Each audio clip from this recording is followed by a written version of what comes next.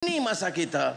Masa kita itu boleh kita beri makna sekiranya kita ada tekad yang betul, kita ada sikap yang betul, kita mau kebenaran, kita mau selamatkan negara.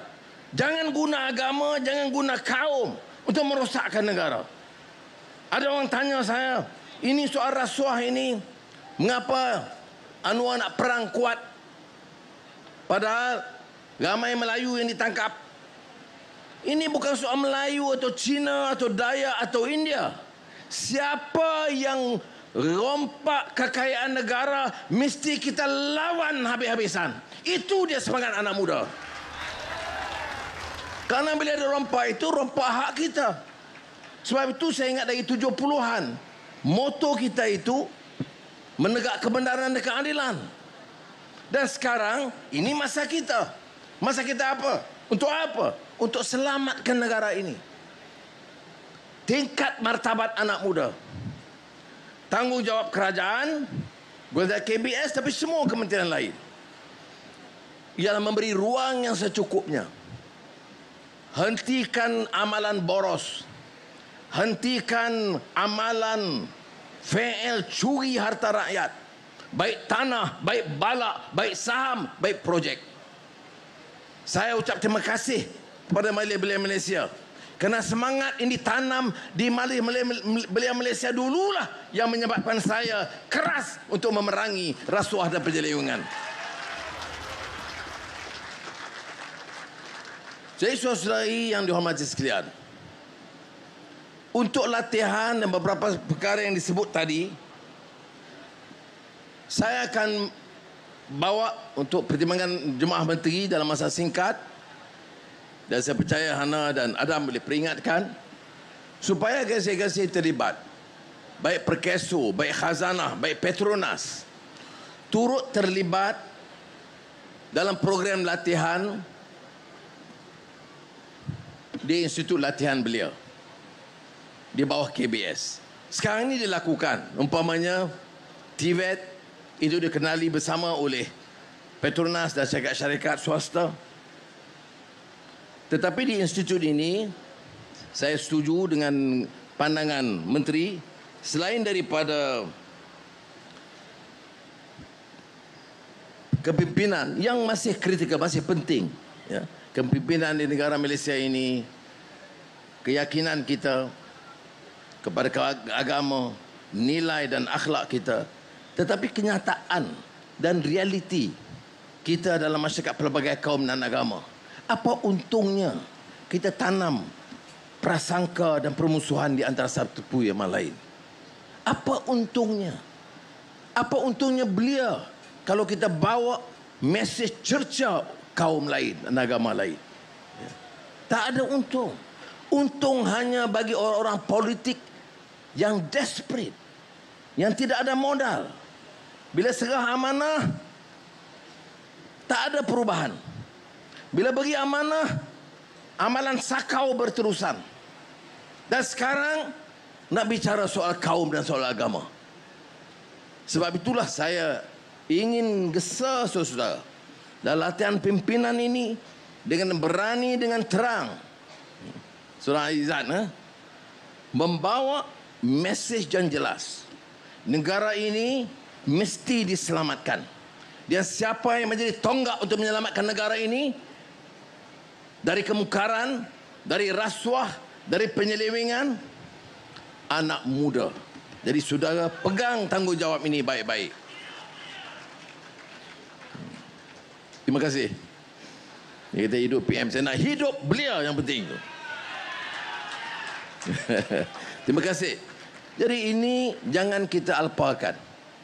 Kerana saya bicara tentang negara ini kerana 6 dasawarsa, 6 dekad lebih kita merdeka, masih bergelut dalam soal kaum, bergelut dalam hal-hal fitnah. Baru-baru ini fitnah soal Allah. Siapa yang tukar pendidikan Raja-Gajah Melayu? Tak ada. Baru ini saya menghadap Yang Tuan, Tuanku Yang Tuan Negeri Sembilan. Sebelum itu kabinet kita bincang dengan Yang di-Pertuan Agong. Sebelum itu saya menemui Tuanku Sultan Nadrin, Perak, Kelantan, Johor. Semua memperaku apa yang diputuskan oleh Raja-Raja Melayu. Keputusan kita itu dalam soal Allah tidak berbeza. Yang berbeza adalah fitnah. Dalam soal agama, sebagai ketua agama, majlis raja-raja, mereka menetapkan, tak usah berbalah lagi dah, kita teruskan. Iaitu Allah digunakan untuk orang Islam saja di semenanjung Tanah Melayu, tapi diberi kelonggaran di Sabah dan Sarawak. Tapi yang disebut dalam beberapa tazkirah dan ceramah di luar ialah bahawa kita telah korbankan prinsip ini. Ini sebab saya katakan anak muda harus bangkit dan bebaskan diri mereka dari diperalatkan oleh penunggang agama dan pelampau kaum. Boleh begitu? Kalau boleh, saudara, setiap isu dibahaskan dengan baik.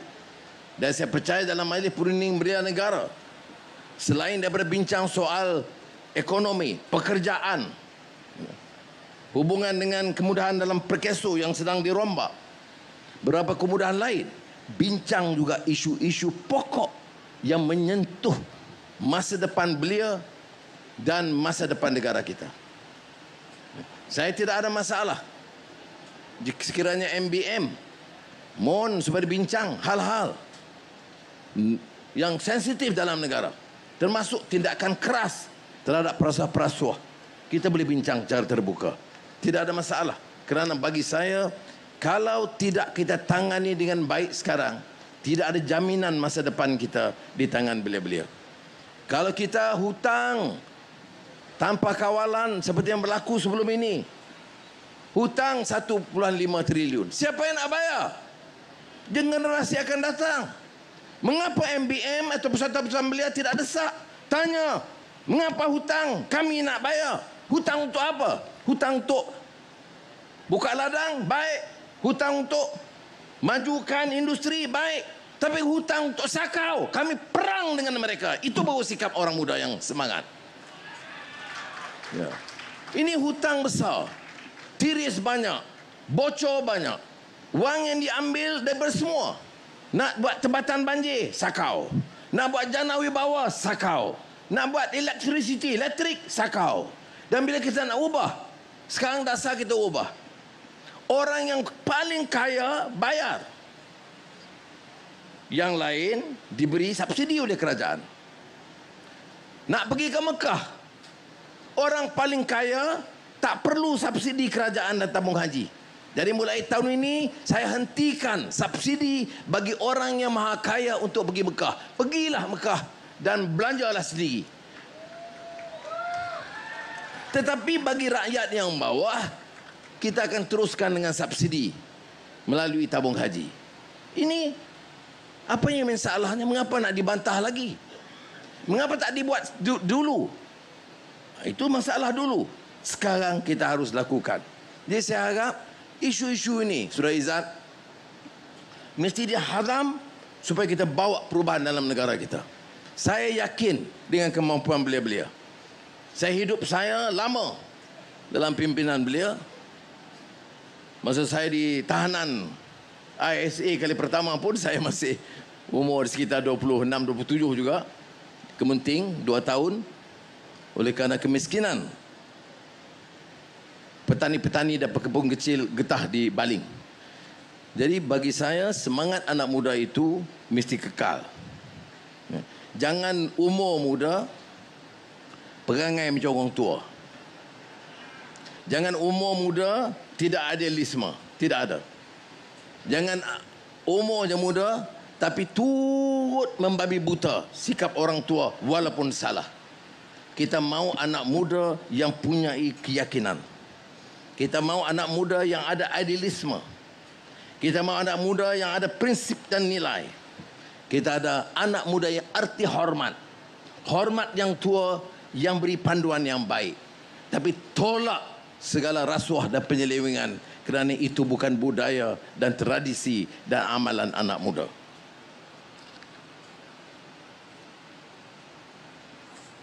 Dah 5 juta dah dapat, cukup lah Izzat. Ada. Sudah. Dan ini termasuk hal-hal lain.